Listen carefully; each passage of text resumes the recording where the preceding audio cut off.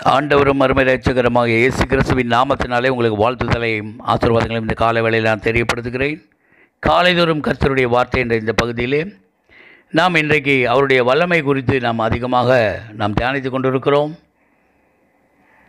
கர்த்தர் நமக்கு இன்றைக்கு கொடுத்திருக்கிற வார்த்தை பிலிப்பியர் புத்தகம் 3ஆம் அதிகாரம் 21ஆம் வசனம். அவர் எல்லாவற்றையும் தமக்கு கீழ்ப்படுத்திக் கொள்ளத்தக்க தம்முடைய வல்லமையான செயலின்படியே நம்முடைய அற்பமான சரீரத்தை தம்முடைய மகிமையான சரீரத்துக்கு ஒப்பாக மறுரூபப்படுத்துவார்.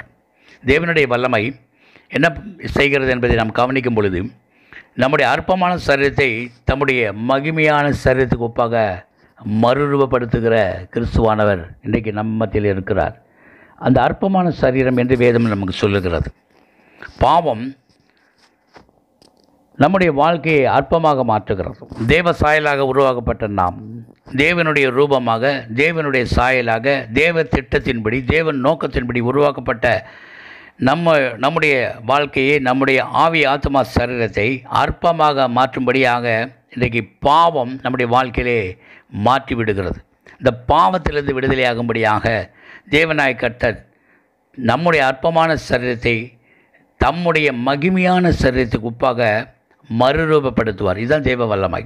இந்த வல்லமை என்ன பண்ணுகிறது? நம்முடைய அற்பமான சரீரத்தை தேவனுடைய சரீரத்தை போல அந்த மகிமையான சரீரத்துக்கு ஒப்பாக மறுரூபப்படுத்துவார் என்று பிலிப்பியருக்கு பவுல் எழுதுகிறார். அதை நாம் விசுவாசிக்க வேண்டும். 1 கொரிந்தியர் 15ஆம் அதிகாரத்தில் 42 வசனம் சொல்கிறது. 42ஆம் வசனத்திலிருந்து, மரித்தோரின் உயிர்த்தெழுதலும் அப்படியே இருக்கும். அழிவுள்ளதாய் விதைக்கப்படும், அழிவில்லாததாய் எழுந்திருக்கும். கனவீனம் உள்ளதாய் விதைக்கப்படும், மகிமுள்ளதாய் எழுந்திருக்கும். பலவீனம் உள்ளதாய் விதைக்கப்படும், பலமுள்ளதாய் எழுந்திருக்கும். ஜென்ம சரீரம் விதைக்கப்படும், ஆவிக்குரிய சரீரம் எழுந்திருக்கும். ஜென்ம சரீரமும் உண்டு, ஆவிக்குரிய சரீரமும் உண்டு. அந்தப்படியே முந்தின மனுஷனாகிய ஆதாம் ஜீவ ஆத்மா ஆனான் என்று எழுதியிருக்கிறது. பிந்தின ஆதாம் உயிர்ப்பிக்கிற ஆவியானவர். இந்த நாளில் நம்முடைய சரீரத்தை, அற்பமான சரீரத்தை மகிமை உள்ள சரீரமாக மறுரூபப்படுத்த வல்லமை உள்ள தேவன் நமக்கு இருக்கிறார். இந்த தேவனுக்கு நாம் ஒப்பு கொடுக்கும்போது நம்முடைய வாழ்க்கையில் அற்புதங்கள், அடையாளங்கள் வெளிப்படுத்தும். ஏனென்றால் அதை நாம் எங்கே பார்க்க முடியும் என்றால், அதை 1 கொரிந்தியர் 15 50வது வசனம், சகோதரரே நான் சொல்லுகிறது என்னவெனில், மாமிசமும் இரத்தமும் தேவனுடைய ராஜ்யத்தை சுதந்திரிக்க மாட்டாது. அழிவுள்ளது அழியாமையை சுதந்திரிப்பது இல்லை. ஏனென்றால் எக்காலம் தொனிக்கும், அப்பொழுது மரித்தோர் அழிவில்லாதவர்களாக எழுந்திருப்பார்கள். நாமும் மறுரூபப்படுத்தப்படுவோம்.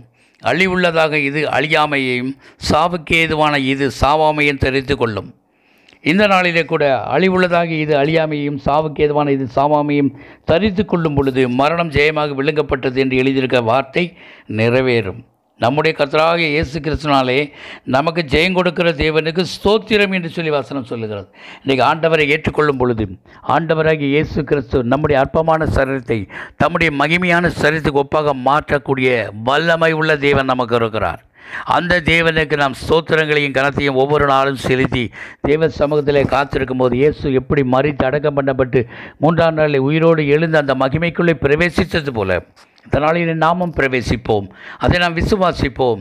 இந்த வார்த்தைகளை கேட்டுக்கொண்டிருக்கிற உங்களை கர்த்தர் விசேஷமாய் ஆசீர்வதித்து தேவனுடைய வருகையிலே அவரோடு சேர்ந்து நாமும் எழுந்திருப்போம் என்ற விசுவாசத்தோட அற்பமான சரீரத்தை தம்முடைய மகிமையான சரீரத்துக்கு ஒப்பாக மாற்றக்கூடிய தேவனிடத்தில் அனுதினமும் சேர்வோம். கர்த்தர் தாமே உங்களை ஆசீர்வதிப்பாராக. God bless you.